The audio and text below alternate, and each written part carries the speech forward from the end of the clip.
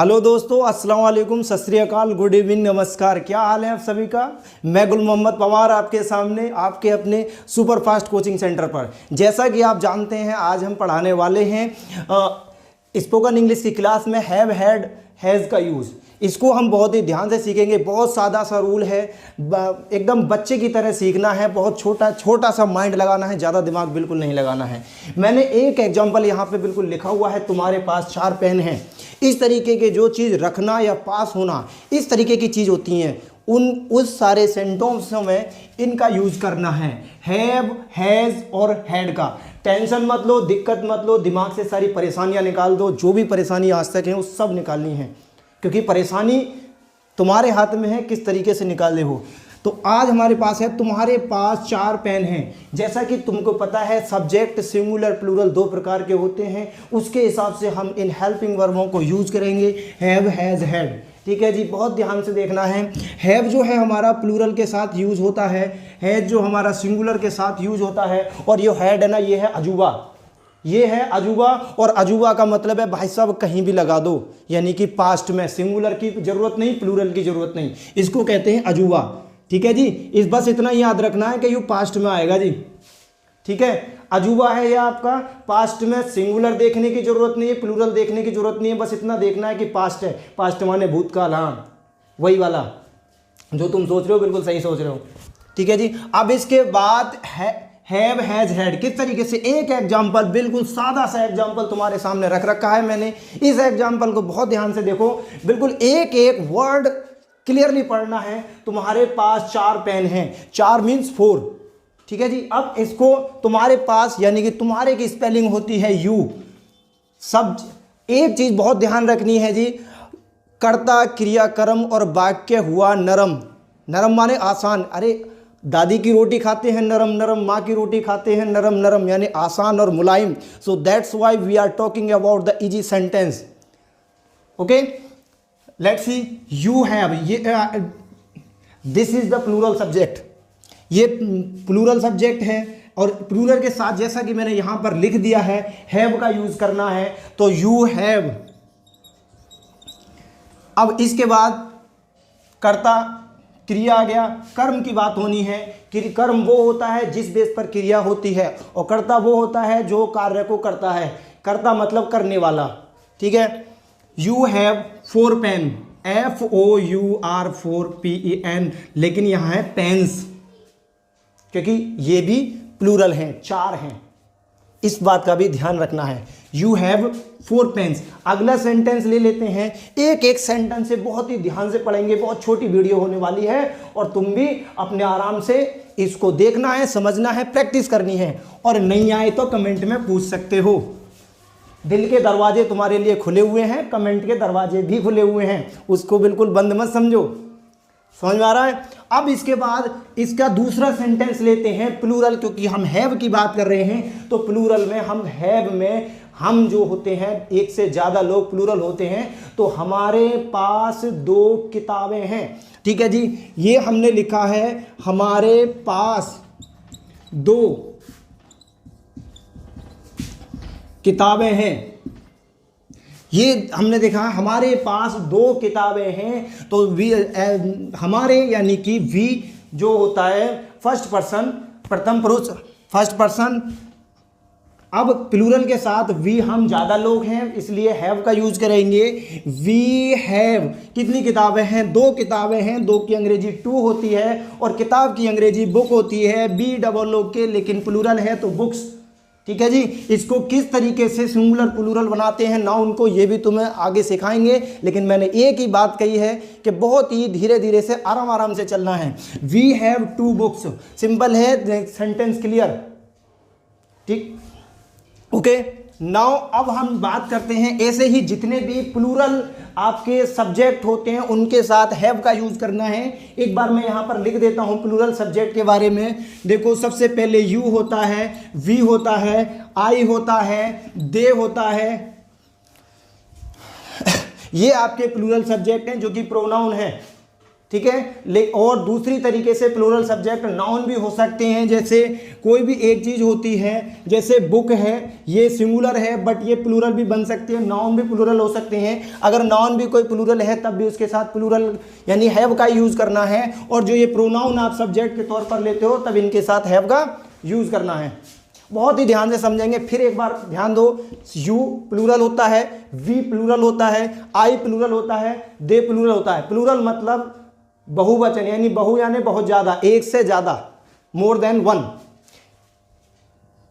अंग्रेजी में बस 3 ही चीजों को समझना है, सब्जेक्ट, वर्ब एंड ऑब्जेक्ट। जो इस चीज की जो मिस्ट्री है, सब्जेक्ट, वर्ब और ऑब्जेक्ट की केमिस्ट्री समझ लो या मिस्ट्री समझ लो, इसको अगर आपने समझ लिया तो पूरी की पूरी ग्रामर आपकी मुट्ठी में बंद हो जाएगी एकदम। जैसे नहीं, ये है इसका जादू, ग्रामर का जादू। बहुत ध्यान से देखना है, ग्रामर का जादू किस तरीके से है। जादुई चीज़ें मुझे बहुत पसंद है, आपको पसंद हो ना हो, मुझे बहुत पसंद है, और ये इस जादू को मैं छोड़ने वाला नहीं हूँ, और मुझे ये भी पता है छोड़ने वाले तुम भी नहीं हो। बहुत अजीब किस्म के इंसान हो तुम, ठीक है जी। हाँ, मेहनती हो, मेरा मतलब उस चीज़ से था। अब हम बात करते हैं, सर आपने प्लूरल तो पढ़ा दिया, सिंगुलर कौन पढ़ाएगा? सिंगुलर भी मैं ही पढ़ाऊंगा, टेंशन मत लो। सिंगुलर के साथ हैज का प्रयोग करेंगे, बिल्कुल गुस्से में नहीं, प्यार से, ठीक है। गुस्से में तो कौन लोग बात करते हैं? जो कमजोर होते हैं, एजुकेशन उस व्यक्ति के पास है, वो प्यार से बात करता है हमेशा, ठीक है। इसलिए हम में है प्यार, आपस में भाईचारे में, और इस प्यार को ना सारी वीडियो को देखकर ही जताना कितना प्यार है तुम्हारे अंदर। हैज का बात करेंगे।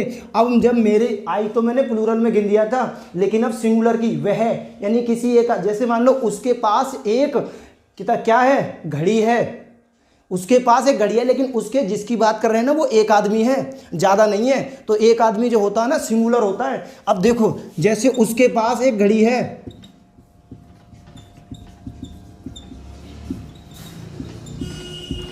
बहुत ध्यान से समझना, तुम्हें एक भी बात नहीं निकल जानी चाहिए कान में से। उसके पास एक घड़ी है, तो उसके जो है ना ये होता है थर्ड पर्सन, तीसरे आदमी की बात कर रहे हैं, मैं और तुम बात कर रहे हैं, लेकिन बात तीसरे आदमी कर रहे हैं, थर्ड पर्सन होता है, तो इन चीज़ों का ध्यान रखना पड़ता है। ही माने वह, उसके पास। अब मैंने बताया था जो भी फर्स्ट वो जो भी सिंगुलर होता है ना उसके साथ हैज का यूज करना है, तो सिंपल है, हैज लगा देंगे इसके बाद, बहुत आसान तरीके से लगाएंगे हैज। ही हैज, एक घड़ी है, ये एक जो है ना, एक तो गिनती वाला भी एक हो सकता है और एक दूसरा वाला एक हो सकता है, इंडेफिनिट दिखाने वाला, उसके बारे में, आर्टिकल के बारे में बात करेंगे, ठीक है। फिर वो भी अगली वीडियो में, ध्यान रखना उस चीज़ का।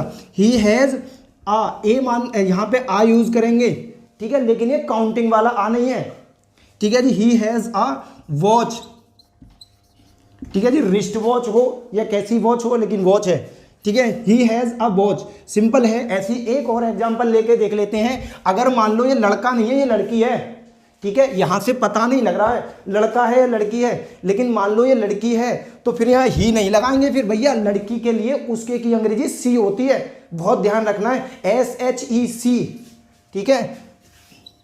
देखो ये लिख दिया हमने सी हैज़ अ वॉच। बिल्कुल मज़ेदार वीडियो है, ऐसी कोई बात नहीं है जो मैंने तुम्हारे लिए नहीं करी है यहाँ पर। और बातें बनाने के लिए तो टैलेंट चाहिए जो कि तुम्हारे अंदर कूट कूट के भरा हुआ है। अगला देखो, ही के साथ बना सकते हो, सी के साथ बनाते हो। सिंगुलर सब्जेक्ट को मैं यहाँ पे लिख रहा हूँ कौन कौन से होते हैं। सबसे पहले देखो, ही, सी, ये लड़का होता है, ही माने वह, सी माने वह लड़की होती है।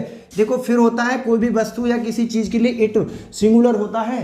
फिर डेमोन्स्ट्रेटिव जो प्रोनाउन होते हैं, दिस और दैट, ये भी आपके सिंगुलर होते हैं जी, और इनका दिस और दैट का प्लूरल दीज दोज होते हैं जी।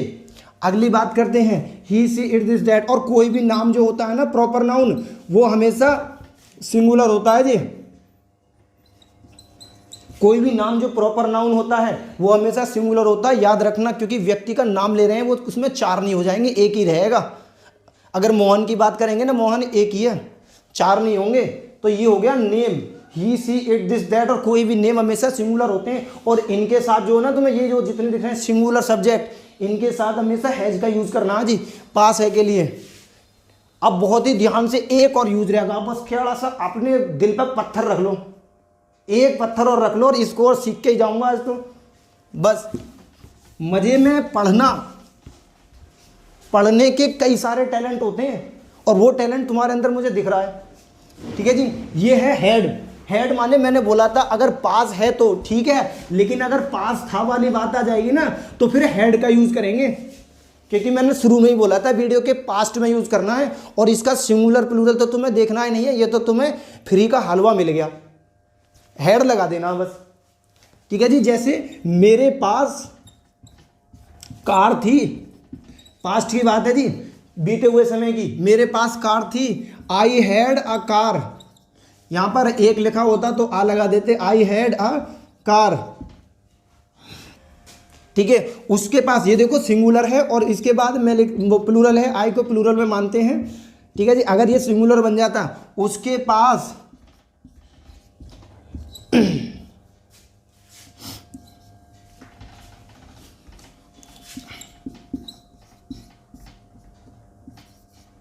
एक बोर्ड है, उसके पास एक बोर्ड है, ये है सिंगुलर।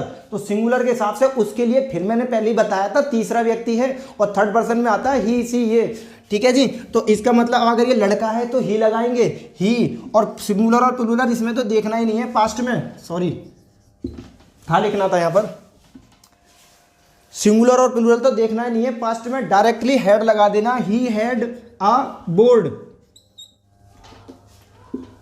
सिंपल है।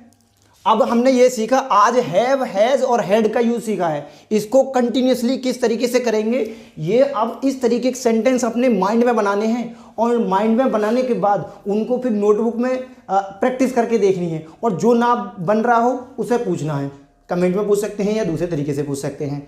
तो आई होप आप आज ने मज़ा लिया होगा और मज़े के साथ साथ स्टडी भी करी होगी।